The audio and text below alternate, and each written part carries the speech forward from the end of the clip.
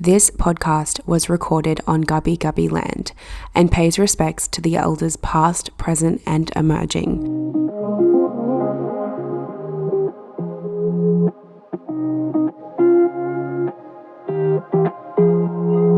Besties, hello.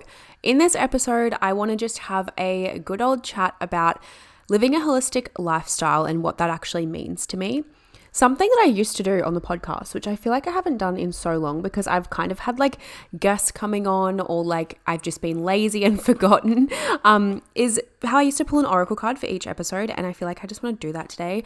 So let me just do a little shuffle. But yeah, this episode is going to be all things my view on like how to live a holistic lifestyle and what that actually is, because I feel like the word holistic gets thrown around a lot and a lot of the time people are like, I don't even know what that means.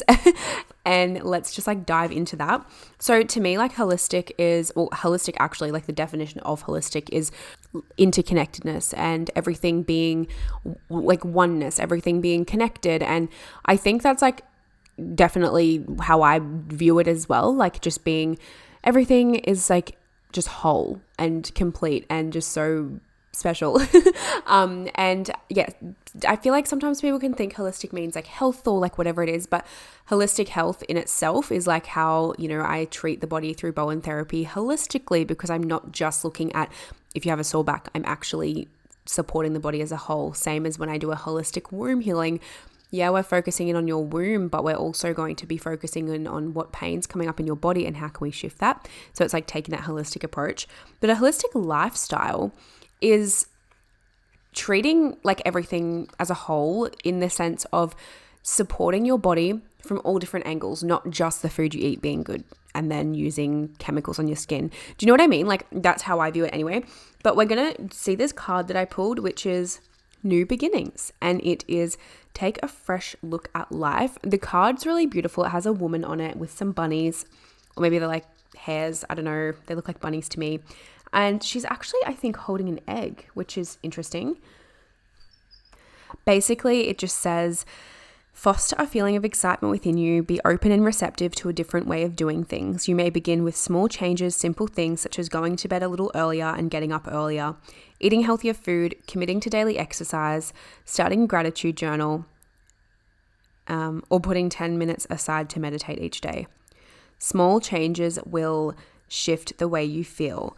And this goddess will nourish your seeds of change. She will watch and guide you as something that starts very small within you can grow and take form. She will offer you kind reminders not to slip back into old ways and to care for yourself, allowing what is new to grow. And the affirmation is, I create the perfect environment for my life potential to flourish. I am open to change for the better.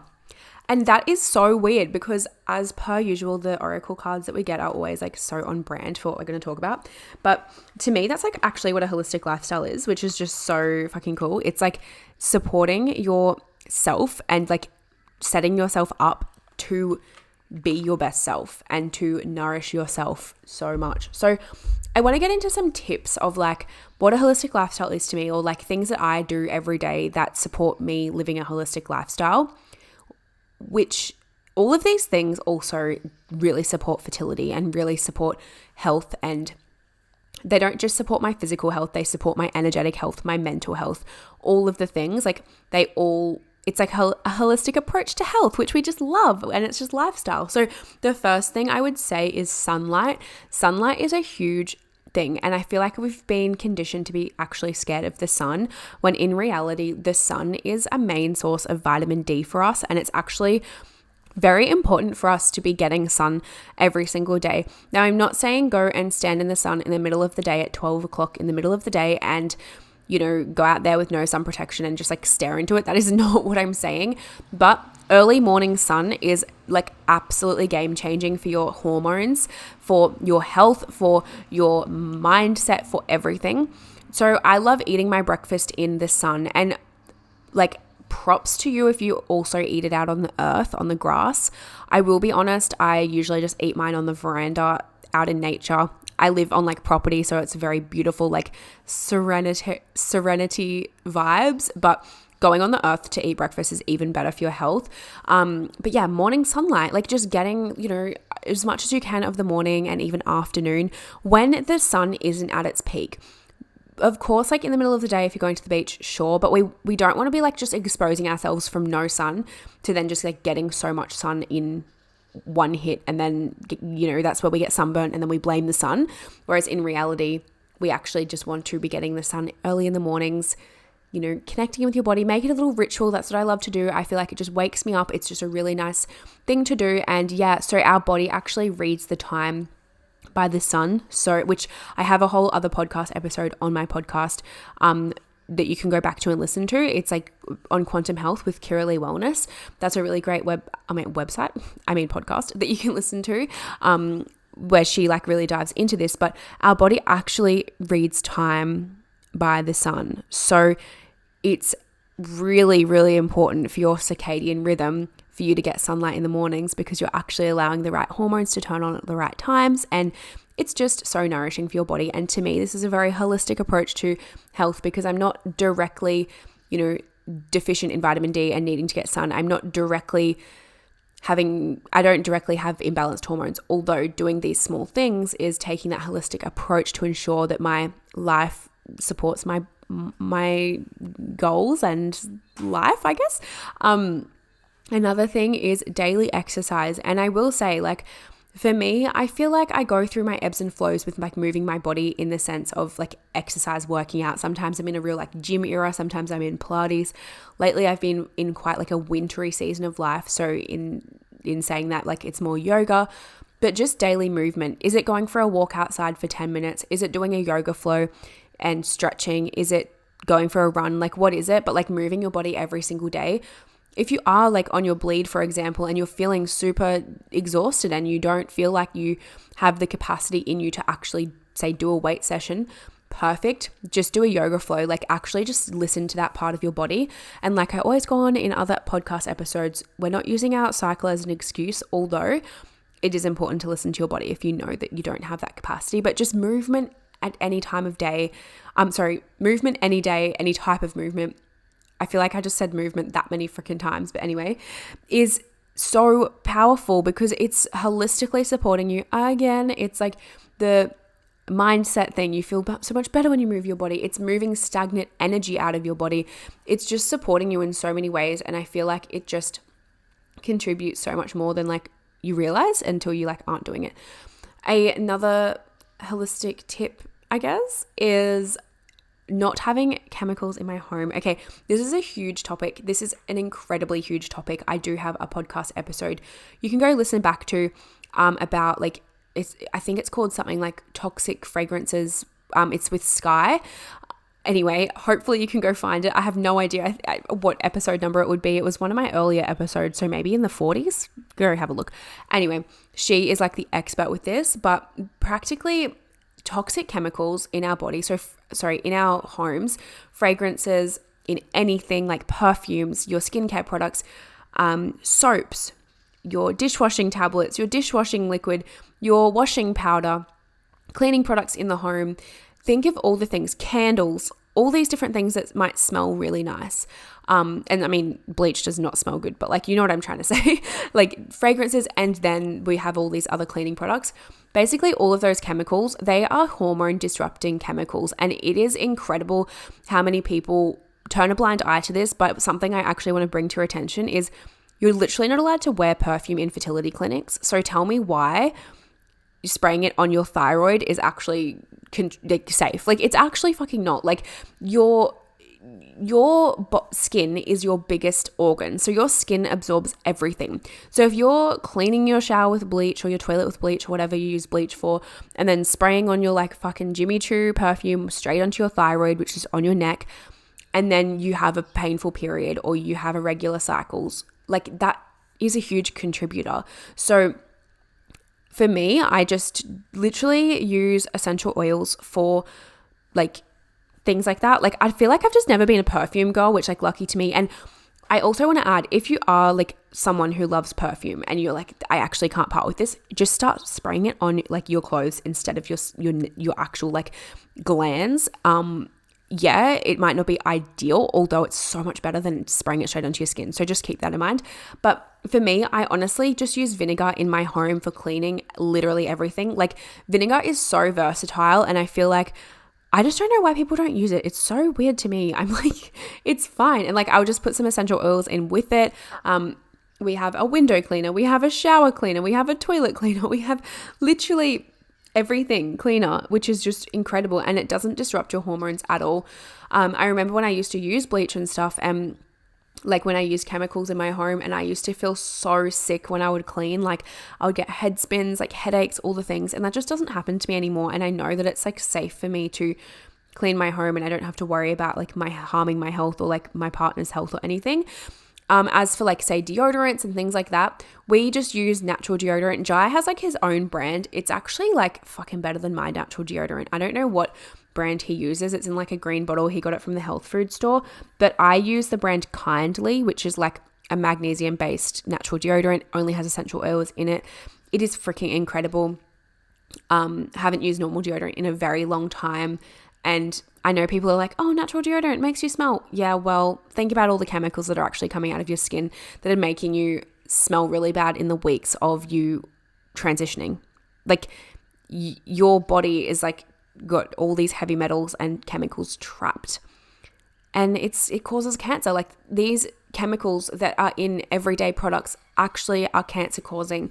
My friend has this app. I wish I could remember what it's called. And you can like scan products and it tells you like the ingredients in them, and then like if they're good or bad. If I remember, I'll like loop it back in and like cut it back in when I'm editing this. But honestly, the amount of chemicals in our everyday things that are just so detrimental to our health. So for me, taking a holistic approach is minimizing my toxic load and minimizing my like how I am exposed to these things. And now, of course, like you can't minimize it completely. Like people are never, like not everyone wants to minimize these things in their life. So you might go in public and smell the freaking fragrances and whatever. And I actually feel like I'm actually allergic to fragrances because I actually get so sick from the smell of perfume. I think that's why I've also never worn perfume, because it like makes my eyes water and I get a headache and all the things. But anyway, to me, a holistic approach is actually minimizing these things so that you can support your health and just live a more natural lifestyle. Like caveman days, they weren't spraying fucking perfume on their thyroid and then wondering why their periods fucking sucked. Do you know what I mean?